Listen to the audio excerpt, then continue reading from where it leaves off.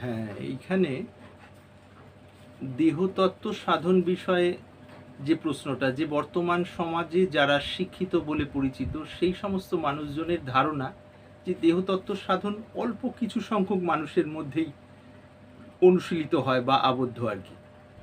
কিছু বৈষ্ণব, কিছু বাউল বা কিছু তান্ত্রিক বা আরও যারা যারা আছেন তাদের মধ্যে। কথাটা সত্য, সত্যি অল্প কিছু সংখ্যক মানুষের মধ্যেই এটা অনুশীলিত হয়। আর তবে হ্যাঁ, তাদের জ্ঞাতার্থে এটা বলি, এই সাধনটি বহু প্রাচীন, বহু পুরনো সময় প্রমাণ হিসেবে যদি আমরা পাই বা খুঁজি, দেখেছি বহু প্রাচীন সাধন এক।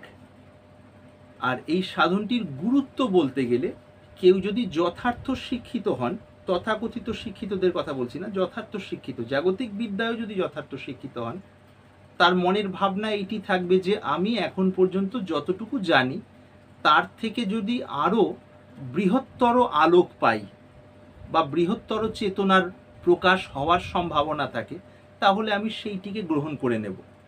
একজন যথার্থ বিদ্যার্থীর এইটি লক্ষণ।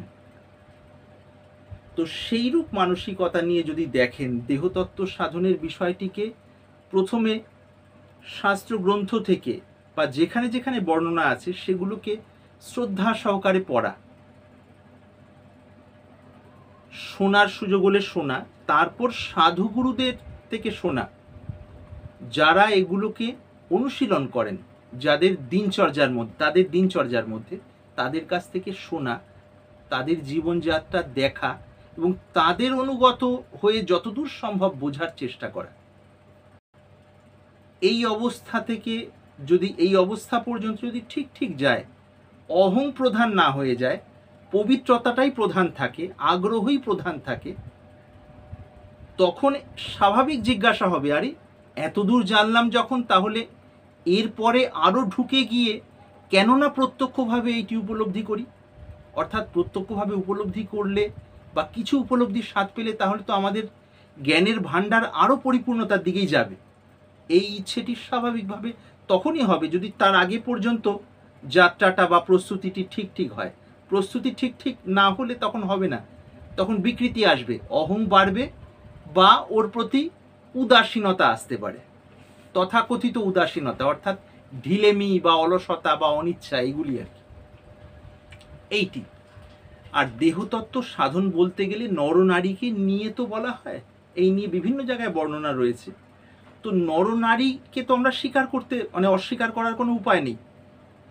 সেই নরনারীর শরীর এবং মন নিয়ে যে সাধন, যে নরনারীকে নিয়েই আমাদের জীবনযাত্রা, সেই জীবনযাত্রাকে যে শিক্ষিত সমাজ স্বীকার করে নিচ্ছেন, সেই শিক্ষিত সমাজ যদি যথার্থই শিক্ষিত সমাজ হন, তাহলে তারা স্বাভাবিকভাবেই চেতনার অধিকতর উন্মেষের দিকে যাওয়ার জন্য নরনারীর শরীর এবং মনকে আরও সুন্দরভাবে কিভাবে ব্যবহার করা যায়, কাজে লাগানো যায়, আস্বাদন করা যায়, তার জন্য স্বাভাবিকভাবেই আগ্রহী হয়ে উঠবেন, যদি তারা যথার্থ বুদ্ধিজীবী বা যথার্থ শিক্ষিত সমাজের মানুষ হন। আর যারা শিক্ষাবিদ, তাদের কথা আর কি বলবো, তারা যদি যথার্থ শিক্ষাবিদ হন, তারা তো স্বাভাবিকভাবে এগুলি খোঁজ করবেন, কত দিকে জীবনকে বিকশিত করা যেতে পারে এই খোঁজ করবেন। তাহলে এই ক্ষেত্রে এইটুকু বর্ণনা, যারা এই বিষয়ে ঠিক ঠিক জানেন না বা এখন পর্যন্ত জানতে পারেননি, তাদের মনেই এই বিষয়ে অনীহা, অবহেলা বা তুচ্ছ তাচ্ছিল্য দৃষ্টি বা খানিকটা আন্ডার এস্টিমেট করা, অর্থাৎ খানিকটা নিম্ন স্তরীয় হিসেবে ভাবা, এই বিষয়গুলো উঠবে। আর যারা এর বিপরীত, তাদের মনে এর বিপরীত ভাবনা, অর্থাৎ ইতিবাচক ভাবনা এবং আগ্রহী ফুটে উঠবে। এইটি স্বাভাবিক। এর সাথে রিলেটেড আরেকটি প্রশ্ন আসে, তো সেক্ষেত্রে এখন যেরকম ইদানিং স্কুলগুলোতে একটা সেক্স এডুকেশন ইমপ্লিমেন্ট করার কথা বলা হচ্ছে, অনেকেই বলছেন, তো স্কুলগুলোর ক্ষেত্রে কি এই ধরনের কোনো এডুকেশন প্রোভাইড করা যায়? আর যদি যায়, সেটা এই যে ওয়েস্টার্ন প্যাটার্ন তারা যেরকমভাবে এটা করতে চাইছে, তার বাইরে আমাদের যে শাস্ত্রীয় ঘরানা, আমাদের যে আধ্যাত্মিক পরম্পরা অনুযায়ী এই এডুকেশন কতটা এফেক্টিভ হতে পারে, এবং সেইটা সম্বন্ধে যদি একটু ওয়াকিবহাল করেন আমাদের। হ্যাঁ, এই যে প্রশ্নটি বা যে বক্তব্যটি এখানে এলো, বর্তমান সময় অনুযায়ী বিশেষ বিশেষ গুরুত্বপূর্ণ এবং যুগ উপযোগী বলে মনে করি, সেই জন্য বলতে ব্যক্তিগতভাবে উৎসাহ পাচ্ছি। হ্যাঁ, বর্তমানে যে সেক্স এডুকেশন বা সেক্স এডুকেশন বলে আমরা যা পাচ্ছি পাশ্চাত্য ধারার হতে বা সেই আদল হতে, সেইটি সেক্স রিলেটেড যে ভাব, শরীরের অর্গ্যান, মনের কিছু ফিলিংস বা রিলেটেড বিষয়ে কিছু কিছু বিষয় বলা হচ্ছে, সেটাও প্রথমে খুবই প্রাথমিক স্তরে, তারপর ধীরে ধীরে এগোচ্ছে। কিন্তু এগুলো বলা, শোনা এবং বেশ ভালোভাবে বোঝা হওয়ার পরে সেই যে ৩৫ জন ছাত্রছাত্রী বা ৬০ জন ছাত্রছাত্রী কোনো একটি ক্লাসের, ধরে নিলাম ক্লাস 9-এর, ধরে নিলাম ক্লাস 8-এর, ধরে নিলাম ক্লাস 10 বা 11-12-এর, সেই ছাত্রছাত্রীদের লাগাতার 2 বছর এই বিষয়ে এডুকেশন দেওয়ার পর তাদের সরিয়ে এনে মেডিকেল টিম আনা হোক, নিরপেক্ষ মেডিকেল টিম, যারা তাদের মানসিক অবস্থা এবং শারীরিক অবস্থা দুটোকে দেখবেন, স্নায়ুতন্ত্রের স্তরে এবং মনের স্তরে তো বটেই। সেই রকম ইকুইপমেন্টস তাদের কাছে থাকবে, সেই রকম টেকনোলজি থাকবে যেটা বর্তমানে বেশ অ্যাভেলেবেল, সুলভ। তাতে দেখা হবে যে সেই ৩৫ জন ছাত্রছাত্রী যারা গত 2 বছর ধরে এই এডুকেশন পেল, তাদের মানসিক সমতা কতটা এসছে, ভেতরের শান্তি বা তৃপ্তি কতটা এসছে, তার প্রভাব তাদের মন বা মস্তিষ্কের স্তরে কতটা ইতিবাচক বা সামগ্রিকভাবে শরীরের স্তরে কতটা ইতিবাচক, এটা একদম টু দ্য পয়েন্ট নোট করা হবে তার আগের অবস্থা বা অ্যাভারেজ স্টুডেন্টসদের এবং এনাদের, অর্থাৎ এদের।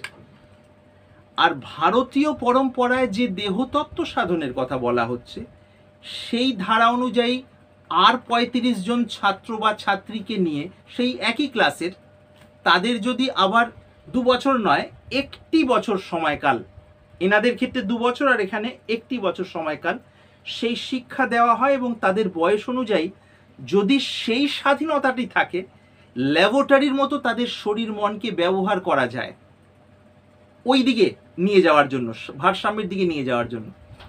এবং তারপর তাদের মধ্যে থেকে যাদের সফলতা যতটা ভালো হবে, তাদের যদি সেভাবে দেখা হয় 1টি বছর পরে, তাদের মানসিক ভারসাম্যের অবস্থা, শারীরিক ইমিউনিটি অর্থাৎ রোগ প্রতিরোধ ক্ষমতা, মনের ভেতরের শান্তি বা সাম্য, প্রতিভার বিকাশ এবং অপরাধ প্রবৃত্তি, বিষয়টা কতটা স্বাভাবিকভাবে শমিত হলো, সংযত হলো, স্বাভাবিকভাবে বিনা চেষ্টায়, এই দুটো জায়গায় যদি আমরা ইম্পার্শিয়ালি জাজ করি বা একটা নোট নেই, রেকর্ড নেই, তখনই বুঝতে পারবো কোন জায়গায় আমরা বিশেষভাবে শারীরিক, মানসিক এবং সার্বিকভাবে উপকৃত হচ্ছি বা লাভবান হচ্ছি। আপাতত এখানে এইটুকু বলার, তখন স্বাভাবিকভাবে বুঝতে পারবো ভারতীয় যে ধারা তার গোড়া কতটা গভীরে এবং সেটা মানব জীবনকে কত সুন্দর ফুলের মতো ফুটতে সাহায্য করতে পারে। পক্ষান্তরে অন্যদিকের যে শিক্ষা ব্যবস্থাগুলো, সেগুলো কিছু না জানার থেকে কিছুটা ভালো, কিন্তু সেই কিছুটা ভালোর সাথে সাথে আবার একটা অহংকার এবং স্বেচ্ছাচারিতাও চলে আসতে পারে বা আসতে দেখা যায় ব্যবহারের মধ্যে, আচার আচরণের মধ্যে। তাহলে সেটা কি এই প্রাচ্যের ধারা অনুযায়ী চলার সময় সেই ৩৫ জনের মধ্যে আসবে না? অবশ্যই আসার সম্ভাবনা থাকবে, তবে তার লাভের সম্ভাবনাটা অনেক বেশি থাকবে পাশ্চাত্যের ধারা অনুযায়ী যারা অনুশীলন করেছিলেন প্রথম ৩৫ জন তাদের তুলনায় অনেক বেশি। অর্থাৎ বর্তমান যে সেক্স এডুকেশন, তার সাথে এই যে দেহতত্ত্ব সাধন প্রণালীর যদি তুলনা করতে যাই, বাইরের দিক থেকে হয়তো সামান্য সামান্য কিছু এক মনে হবে, যত যত গভীরে ঢুকবো তখন দেখব যে এর গভীরতা মানে অপরিসীম। আর এটা কতগুলো সেই ইনফরমেশন ছাড়া কিচ্ছু নয়। তার কারণ যারাই গুলো শেখাচ্ছেন তাদেরই তো মনের মধ্যে সেই সমতা নেই, তাদেরই তো সেই স্থিরতা নেই, তাদেরই তো অস্খলিত যৌন মিলনের ফলে মানে পায়ের নখ থেকে নিয়ে মাথা পর্যন্ত স্নায়ুতন্ত্র, নখ মানে ওই নিচ থেকে নিয়ে মাথা পর্যন্ত স্নায়ুতন্ত্রের স্তরে যে সমতার অনুভূতি হতে পারে সেই স্বাদটি পাওয়া নেই, বইপত্র পড়ে অন্য জায়গা থেকে জেনেছেন, পড়েছেন, ইনফরমেশন গ্যাদার করেছেন বা কালেক্ট করেছেন, সেটাকে প্রেজেন্ট করে দিয়েছেন, দ্যাটস এনাফ। কিন্তু এখানে তো রিয়েল অনুভূতির উপরে দাঁড়িয়ে,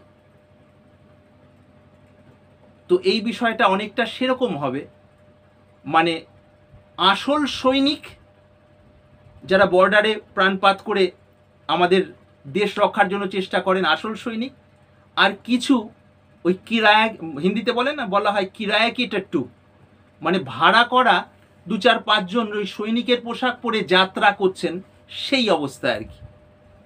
তো ভাড়া করা সৈনিকদেরও দেখতে একই রকম মনে হচ্ছে পোশাক ইত্যাদি পরে, আর ওই আসল সৈনিকদেরও দূর থেকে দেখলে একই রকম মনে হচ্ছে, কিন্তু যুদ্ধের ভূমিতে কারা থাকবে আর কারা পালিয়ে যাবে সেটা আমরা সকলেই জানি আর কি।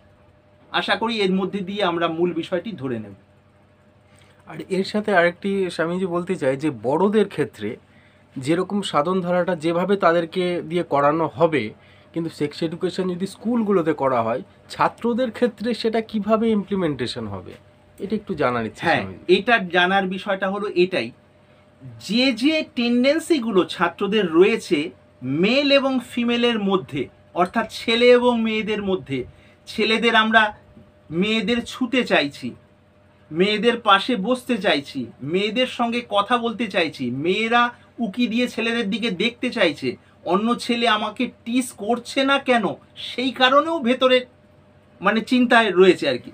টিস করলে যেমন টেম্পটেড হচ্ছেন বা ডিস্টার্ব হচ্ছেন, টিস যদি কোনো একটি মেয়েকে লাগাতার না করা হয়, তার পাশে সবাইকে করা হয়, তার কারণেও সে কিন্তু টেনশনে পড়ে যায়।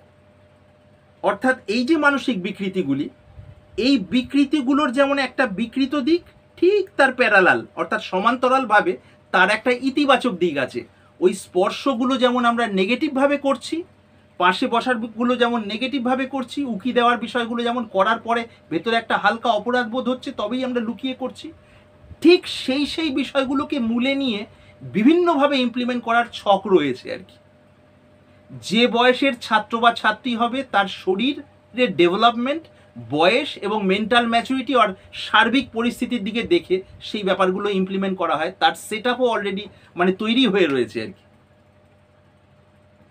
যেমন অন্যান্য পড়াশোনার ক্ষেত্রে সেট আপ তৈরি হয়, এই ক্ষেত্রেও তাদের স্নায়বিক ম্যাচুরিটির অবস্থা দেখে এবং মানসিক ম্যাচুরিটির অবস্থা দেখে বিভিন্ন স্টেপস, কোন ক্ষেত্রে কতটা ডোজ বা কতটা ডিগ্রি পর্যন্ত ইমপ্লিমেন্ট করা যেতে পারে, সেগুলো সেট আপ রয়েছে আর কি। সেই ক্ষেত্রে মূল যেটা স্বাধীনতার জায়গা থাকবে, সাংসারিক বা তথাকথিত সামাজিক সো কল্ড কোনো ব্যারিয়ার থাকলে চলবে না। এই ক্ষেত্রে প্রথমেই বুঝতে হবে এইটা পুরো একটা রিসার্চের বিষয়। তাতে যদি কুক্ষিগত মানে একদম লিমিটেড 10 জন 15 জন বা 50 জনকে ইমপ্লিমেন্ট করার জন্য তারা নিজের থেকে তৈরি হন, বুঝে নিয়ে, এবং তাদের গার্জিয়ানস এবং টিচার্স বা ওই অর্গানাইজেশন বা কমিটি তারা নিজেদের মধ্যে ইমপ্লিমেন্ট করে বোঝেন বিষয়টা সত্যি সত্যি আমাদের পক্ষে উপকারী, মেডিকেলি কোনো হার্মফুল নয় এবং নার্ভাস সিস্টেমের ক্ষেত্রে অন্য কোনোভাবে কোনো রকম হার্মফুল নয়, তখন সেটা আবার মানুষের মধ্যে কিভাবে ইমপ্লিমেন্ট করা যায় সেটা ভাবা যেতে পারে। অর্থাৎ ওই শরীরের ভাইব্রেশনগুলোকে নিয়ে বিভিন্নভাবে কাজ করানো হয়, তার মধ্যে মনস্তত্ত্ব লুকিয়ে রয়েছে, তার মধ্যে ফিজিওলজি লুকিয়ে রয়েছে, তার মধ্যে সূক্ষ্ম স্নায়ুতন্ত্রের বিদ্যা লুকিয়ে রয়েছে, তার মধ্যে স্পিরিচুয়ালিটি লুকিয়ে রয়েছে, এবং সার্বিক ব্যালেন্সের দিকে নিয়ে যাওয়া হয় আর কি। তার সেট আপ রয়েছে, সেটা এখানে বলতে গেলে খুব ডিটেলস হয়ে যাবে। মানে স্বামীজি যারা এগুলো করাবেন স্কুলে, মানে স্কুল টিচারদের অর্থাৎ স্কুল শিক্ষক শিক্ষিকাদের আগে এই বিষয়টা জানতে হবে, তাদের জানতে হবে এবং নিজেদেরও যতদূর সম্ভব নিজেদের তৈরি করতে হবে সেই বিষয়ে, না হলে আশানুরূপ ফল পাওয়া যাবে না আর কি। তারা যদি এই আবহাওয়ার মধ্যে না পড়েন, নিজের মনটাকে না নিয়ে যান, ততক্ষণ পর্যন্ত তাদের তরফ থেকে দেওয়ার শিক্ষা ব্যবস্থাও ওই সো কল্ড সেক্স এডুকেশনের মতনই হয়ে দাঁড়াবে আর কি। তার কারণ এখানে বডি টাচ থাকবে, ছেলে মেয়েদের শরীরের স্পর্শের বিষয় থাকবে, একা অবস্থায় দুটো ছেলে মেয়েকে ছেড়ে দিলে একে অপরের শরীরকে নিয়ে যেভাবে স্পর্শ করে আনন্দ পেতে চায়, সেই বিষয়গুলোকেই বিভিন্নভাবে অন্যান্য বিভিন্ন অ্যাঙ্গেলে ইমপ্লিমেন্টেশন রয়েছে। সেটা করতে গিয়ে কোথায় অপরাধ প্রবৃত্তি বাধা দিচ্ছে অন্য মানুষের প্রেজেন্সে, তার উপরে পুঙ্খানুপুঙ্খ বিশ্লেষণ রয়েছে এবং তার ইমপ্লিমেন্টেশন রয়েছে কিভাবে আপলিমেন্টের দিকে নিয়ে যাওয়া যায়। অর্থাৎ আগে তাদের ট্রেন্ড হতে হবে, ধারণাটা ক্লিয়ার, এবং তারা ট্রেন্ড হতে হবে ওই নিজস্ব বয়সের জায়গা থেকে আর কি, না হলে সেই ফ্লেভার আসবে না ওর মধ্যে।